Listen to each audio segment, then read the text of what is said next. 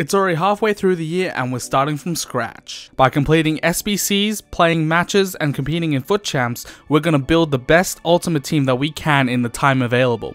Welcome to my FIFA 17 halftime road to glory. That's right, ladies and gentlemen, welcome to episode 12 of the halftime road to glory, and in this episode we're going to talk about potential changes to FUT Champs for FIFA 18 while showing you some gameplay and basically what happened over the weekend and how it all went down. But first of all, what we're going to jump straight into is, of course, that's a team on the screen right there, but we have some people to sell on due to the marquee matchups, and of course, they're all going to be going for quite a bit. As you can see, Balotelli there, the most expensive card, going for 4.4 thousand coins. And I think we got about 15,000 coins from that. And with that money, we're going to pick up Buffon, because I think Buffon's just a bit more consistent at the back than Handanovic. Handanovic makes a lot more bigger saves, but Buffon, I know what he's going to do at least. Like, I know what he's going to miss and stuff. Anyway, so on the screen right now, you are going to see a result from me playing against someone called Sarge FIFA, and if you're in terms with the rest of the world regionals, you would know that he is a two-time regional goer. He qualified, I think, 7th in the PS4 regionals, and he's come over to Xbox, and let me just say, me getting a 2-0 result and a 4-2 result, and you can check all the results out on Twitter. I usually post on Twitter what's happened during the week. My Twitter link is down in the description, but he just plays so critically, and his defense is so good, and that's what makes the difference. And look at that little cheeky little trick shot from Musa there. But he just plays to another level that I just can't compete with, because his defense is so solid and his attack is really critical, and that's why I need to get my level up to. Now right here you are going to see a little clip, and this just pretty much sums up my weekend. Like, Manolas there, he's jumping in front of the ball to try and get it out of the air, and Smalling's there to tap it in. So that's pretty much what my weekend consisted of. But as I was saying about the professional scene and those sort of top 100 players, for me to push into that next level, I need to solidify my defense and really work on my attack and being critical in attack. But yeah, so I talked to him a bit afterwards, and his teams was like, they were pretty much on point with my teams. Like, for one game he had a Ligue 1 team with Martial and a bunch of French dudes, and then the second game he had just a basic BPL team, and he was just performing very well with it. So obviously I'm not on that level right now, but that is where I aim to be, and it's literally just being about being consistent. But we'll get there eventually, guys. Hopefully in FIFA 18 we can do a lot better than we are doing right now in FIFA 17. But let's get into my suggestions for FIFA 18's FUT Champions and the reworks that need to happen within the game. Coming into the first rework that I think that needs to happen within the game, and it just has to do with the duration. I feel like 40 games over a 3-day span, that's 13 games every day. That's like, I don't know, 4 hours of FIFA game. It's too much. It's too much for most people, and a lot of people aren't free on that Friday or Monday to play the game. So therefore, you're spending your entirety of your Saturdays and Sundays playing games. That's 6.5 hours in one day. Now, I think if FIFA made it maybe 4 days or the entire week, and you let people qualify over the entire week, first of all, what that would do is it would allow many more people to have a lot more time to play the FUT Champs games. You can space out your games a lot more, keep a lot more calm. But second of all, it would especially with the 7 days, if we made it 7 days, then what it would do is it would allow for an entire week for people to qualify for the next week's FUT Champs. And what that would do is it would allow for a lot more people to qualify into Weekend League, because I know a lot of people just can't get into Weekend League. So that's a big issue for a lot of people, and they can't get these higher tier prizes. So what I suggest is make the Weekend League longer, and then make an entire week, for example, for people to get into Weekend League, and maybe you have to up the games at that point. And I would also say you would have to lower the requirements to get into the next Weekend League, so people don't have to hit that 18 to re-qualify for the next Weekend League. They could hit maybe like 10 or something. And And no, it just allow people to space up the games, make it a lot more easier to manage time-wise.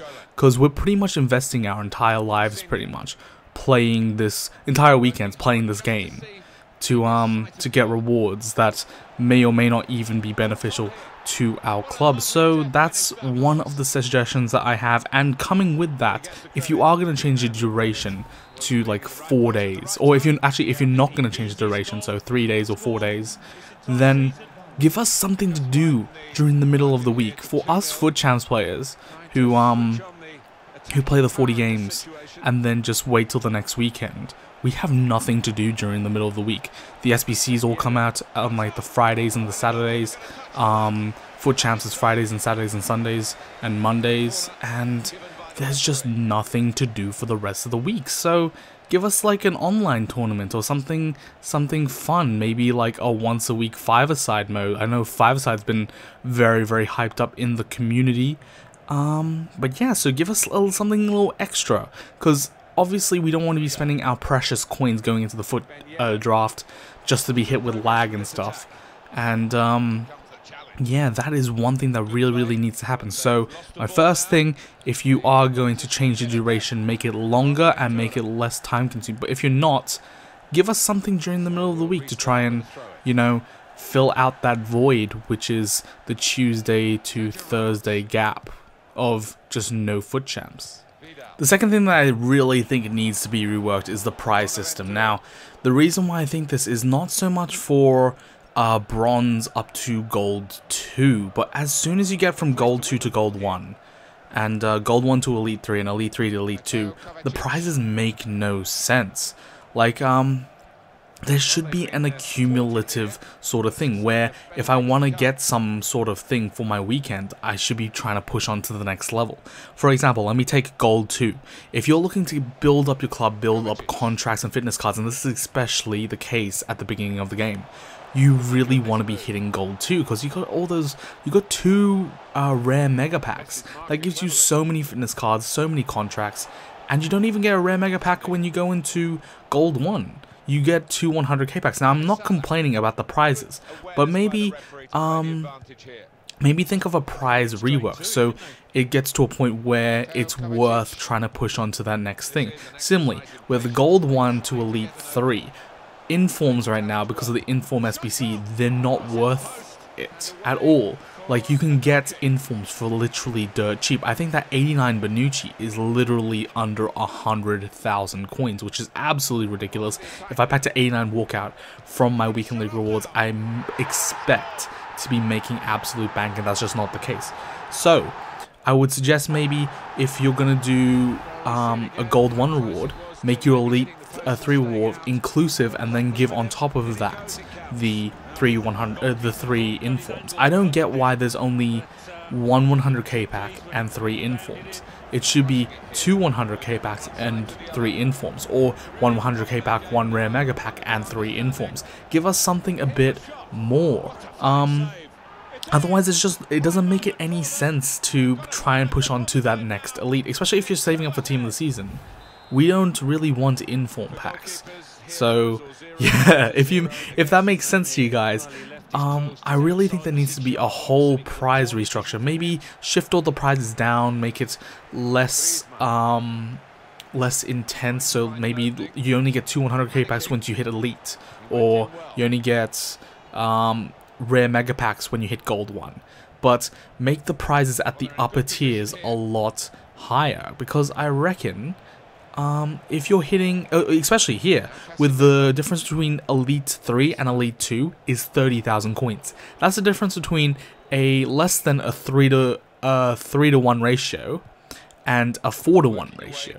Now, if you think about that in the realm of FUT Champs, that's an insane difference, and you're putting in all that effort to get 30,000 more coins.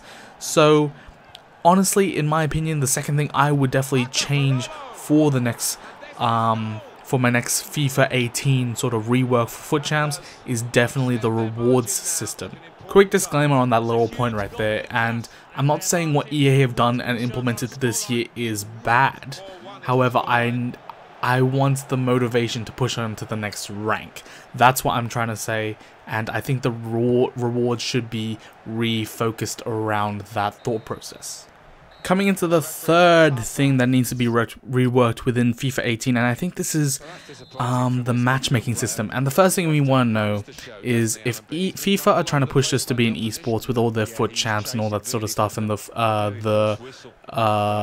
are those things called? The regionals and all that sort of stuff. We need to know how it works.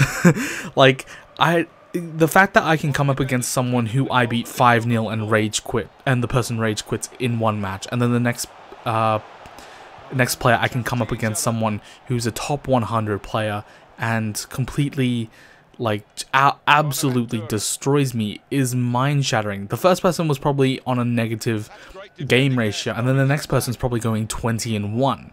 So how does the matchmaking in this game actually work? We don't actually know, but the concerning thing is that it takes literally 3 seconds to match us up to a game. So what's it based on? Is it based on how highly our team is rated? And if so, we need to get rid of bronze benching. Is it based on a mixture of how many games you've won at the time period and your win to loss ratio? But that doesn't seem to be the case, because I'm coming up against very, very good people and then very, very bad people the next match. Is it based on just basic lag and your supposed elo system, or like your skill points and all that sort of stuff? So we really need to know how this stuff works, and I reckon it needs to take a longer time for us to find a match, because if it's based on can I quickly get a game, then it's not gonna it's not really gonna be accurate towards an esports, because if we're trying to differentiate the top 12 people within every single region, it's gonna come down to basically luck. If you can get 4 weeks of just not matching up against any top 100 people, you're gonna be good, especially if you're up at that top level. So that's why I really think for the third one it needs to be reworked with matchmaking, and just make it more balanced opponents constantly, so we constantly get like the same amount of rewards every week. Like, I've had weeks where 1 week I've gone 33 wins and then the next week I've gone 25. The fact that I have a difference in 8 for 1 week is absolutely ridiculous. This should not happen, considering that my skill level over that 1 week has changed. Like, I can see maybe 4 happening or something like that, just based on the opponents or my playing ability at that week. But I can tell you right now that I felt the same playing that week, and the rewards are just completely different because I came up against easier opponents compared to the other week. So I really think that this needs to be reworked and just explained to us. And the EA have done a great job this year in explaining a lot of stuff. They explained the chemistry, they've been listening to us with the FUT Champs rewards and all that sort of stuff. But I think if they want to take it to esport, they need to bring it to the next level, and they need to take more time when matchmaking, so we can actually get a better defined system. So when you progress on with those games, you get harder and harder opponents. So yeah, so that's how I think the weekend league matchmaking should be structured. And that concludes my third point for this discussion. Now on to the fourth and final thing I would change with FIFA 18 FUT Champs, and that is give us a reconnect timer. The amount of games I have lost due to disconnects is absolutely ridiculous. I probably lose about 2 or 3 just to disconnecting off the server, and then somehow, by the magic of the internet, I managed to reconnect straight back to the servers and get into another game straight away. This is ridiculous. Why if I can do that, why can't I resume the game that I was already playing? If someone disconnects, give them 2 minutes to reconnect to that game, and then allow them to continue playing that game. Because if I'm 2-0 up, that's literally the difference in every single one of those games. That's the difference between Gold 2 and Gold 1, Elite 3 and Elite 2. It literally can change your entire weekend. And for the pros, this would be a massive thing, because for pros, if you lose 3 games in a week, that is 37 wins compared to 40 wins, or 36 wins compared to 39 wins. That's qualification into regionals versus non-qualifying. That's top 100 versus not top 100. So I think that out of everything needs to be the biggest thing that needs to be changed within FUT Champs coming into the next FIFA, and that's just a reconnect feature, so we can stop taking disconnect losses, because I know it's not my fault. I managed to connect straight back into the game and I get a loss for it. So I think if they implemented this reconnect feature, it would just make a lot more things a lot more smooth. It would stop a lot of the outrage in the community, fix a lot of the server issues that people supposedly think there are, and just make for an overall better game, because it allows people to rank where they're supposed to rank, and it would just make the whole experience a lot more enjoyable. However, guys, that is my 4 ideas I think that should be changed from FUT Champs, from FIFA 17 into FIFA 18. And let me know your ideas down in the comment section down below. I think these have been, like, a lot of these have been mentioned before, and these are the ones that I just think really need to be implemented to make this a better system. So yeah, those are my ideas, and as you can see, the game that we played in the background, we managed to win 5-1, Dybala scoring the last goal with a cheeky chip, and we finished off the weekend league with 25 wins, so that's pretty nice. And I could have played one extra game to make it 26, but there was no point because we weren't pushing for Elite 2. We were actually 2 games off Elite 2 in the end. So that one game at the end of last week's weekend league did make a difference. Also, on top of that, the 2 games I played against Sarge FIFA did make a difference. So what are you going to do in the end, guys? We won't get the bonus 3 red informs, but we will have 12 informs coming to you guys. We managed to get Elite 3 monthly, so that is all good. But that is the team that helped us get Elite monthly for this month, and hopefully you just enjoyed this sort of chillax discussion for this episode. I really wanted to just get my opinions and stuff out there for what needs to improve in FUT Champs. I think this episode allowed me to do that a bit more in a more chillax sort of way, and just allow a bit of discussion to go on. But anyway, guys, if you did enjoy the episode, don't forget to leave a thumbs up, smash the subscribe button, and leave a comment down below telling me what you would improve from FIFA 17 into FIFA 18 from FUT Champs. But that is going to be it for this episode, guys, and I will see you in the next one.